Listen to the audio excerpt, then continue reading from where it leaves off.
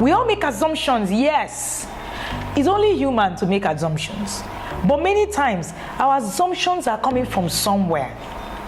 Many times we also make these assumptions because we haven't connected so much with our children. We need to be careful about the kind of things that we assume or just accuse children of. If you jump into conclusions too soon, your assumptions might actually leave your child feeling really hot.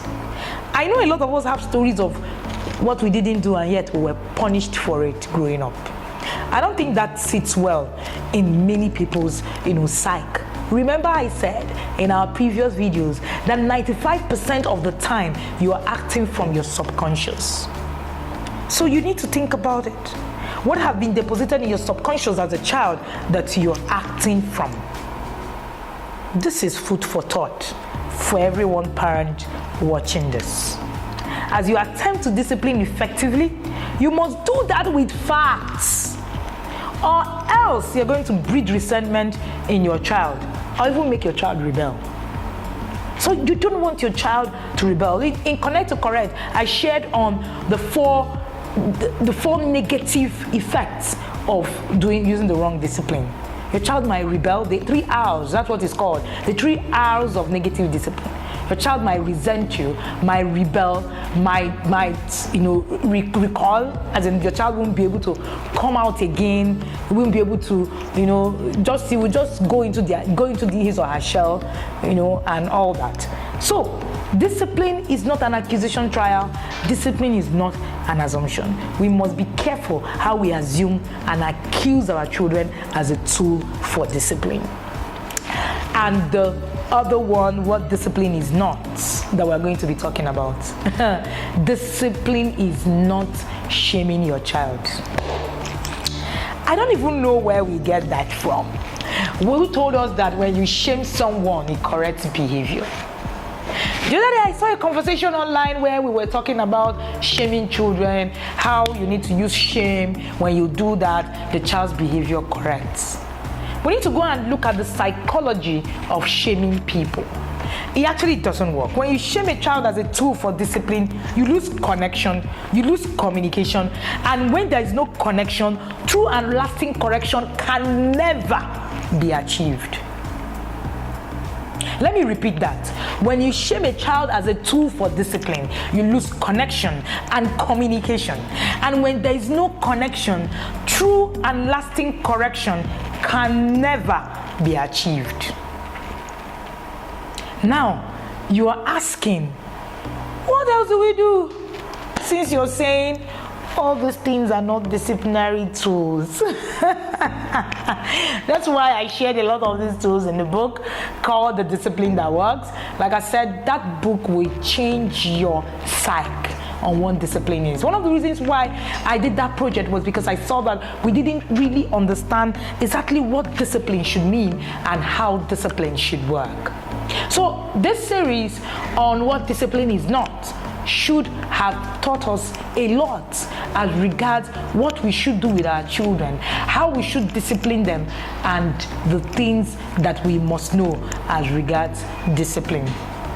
Please and please and please, knowledge is a prerequisite for raising any child.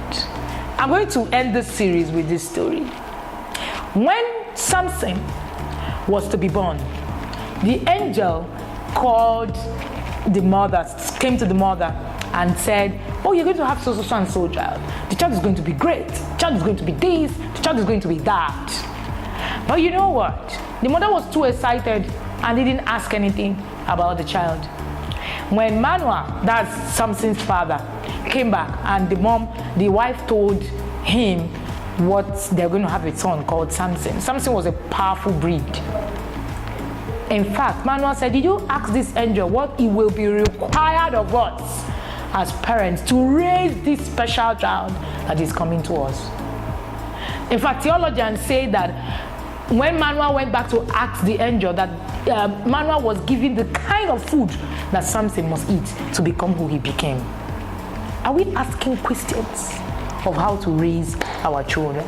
Or are we just assuming that we actually know what to do? Parenting is not an assumption. It's a skill that must be learned. Never assume parenting. You need to begin to ask questions. For this kind of child that I have, what is required of me to raise this child? Recently, we ran a free, an online class. It wasn't free, it was paid for, but for people who pre-ordered my book, The Discipline That Works, and it was titled, How Your Child Learns. Understanding how your child learns. A parent shared something with me after the class, and the parent said, if I had known the things that you shared in this class some 20 years ago, the challenges I had raising my son, I wouldn't have had them. Now I understand exactly why my son behaved the way he behaved and why we had the struggles we had with my son. That class was explosive. It was a game changer for every parent. I tell you, if you do not understand how a child learns, or you do not understand the love language to speak to each child, you're going to lose that child. You need to understand that every child is special. You must be asking the question, what do I need? What is required of me to be able to raise this child to become the child that this child should be? Do not forget to like our videos. Do not forget to like our channel. Do not forget to leave your comments, most importantly, for any question that you want me to answer. I'm going to respond to that immediately. And we have come to the end of this series, this particular series, What Discipline Is Not. And we will see you again for the next series.